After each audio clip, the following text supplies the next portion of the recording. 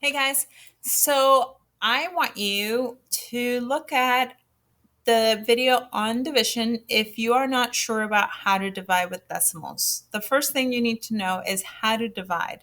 So many of you, to make it simple, use long division to know how to divide with decimals, which is totally fine. I've told you that it is your choice to do whichever strategy that is best for you. I've noticed that all of you, I don't think I've ever seen anyone working with a different strategy. So I'm going to teach you today how to divide with decimals, treating it just like long division, which is not difficult. So what we're going to do is if I had this number divided by 4, all I'm going to do really is make sure that the decimal stays in the same spot. But if the decimal stays in the same spot, it just goes up on top of the house.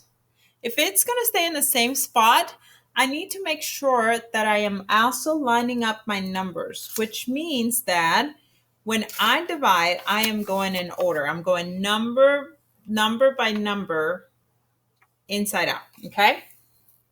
So I'm going to the 6 first and making sure that I am looking at it. If 4 didn't go into 6, what if it was a 2? Then I would put a 0 here to make sure that I line up my numbers exactly like they're supposed to, okay?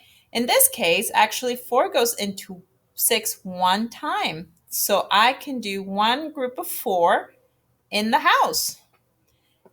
However, I have 2 groups left. Okay, two left in the group. Remember, that's a value of 200 of 2 because it's in the ones place. Now I have to bring my 2/10 down, so I'm going to have 22. Remember, I moved my number because now I'm next to the next number. That means that my answer needs to be next to the decimal, not before the decimal, not 2 spaces after the decimal. I need to make sure that my numbers are line up. Then how many times does 4 go into 22? Well, because I have my multiplication chart, or because I know my multiplication, I know that it will go in 5 times. Oops, sorry. My sticky is kind of in the way. So I know that it will go 5 times, and that's an ugly 5. There we go. So 5 times will give me 20 totals. So 5 groups of 4 is 20. 20 people got to go in the house, okay?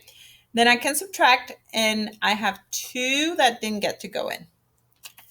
Then I move on to the next number to see if I can fit some more people. So I'm going to bring down that 4. And I know that 6 groups of 4 is 24. And I have no remainder.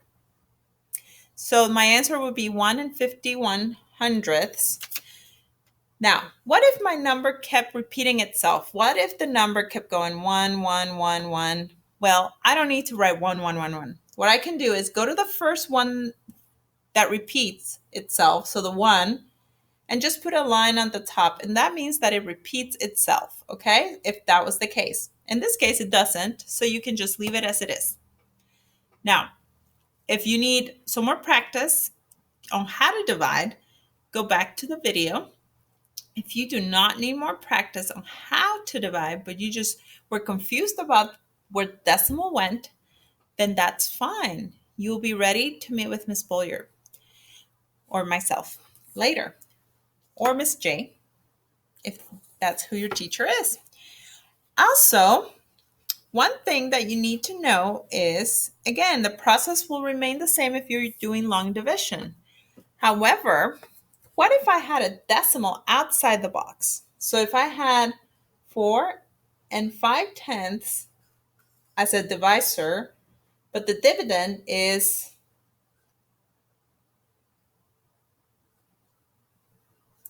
right? So now I have a decimal outside and a decimal inside. I don't know how to divide by decimals, but I do know how to divide by whole numbers. So what I can do is to get rid of this decimal outside of the house and treat it as a whole number. I'm going to move it here one time, and this number is going to turn into a magical 45.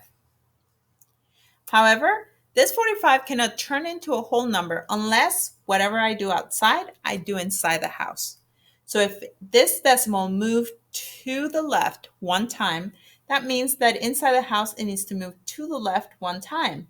So now I'm going to have a 63 and 5/10. Once I do this, it's so much easier to look at this number because now it's not a decimal. Then I can solve it and figure out what the answer is. Okay? So that's just another tip for you to know in case you had to divide decimals by decimals. I hope that you guys can give yourself a problem and try figuring out. Now, try to give yourself a problem similar to, let me give you one that maybe you can figure out on your own. And when you come for instruction, you can talk about it with me or with Miss J. What if your number was on the outside of the house 5, but you need to figure out how many groups of 5 go into 63 and 5/10. Figure it out.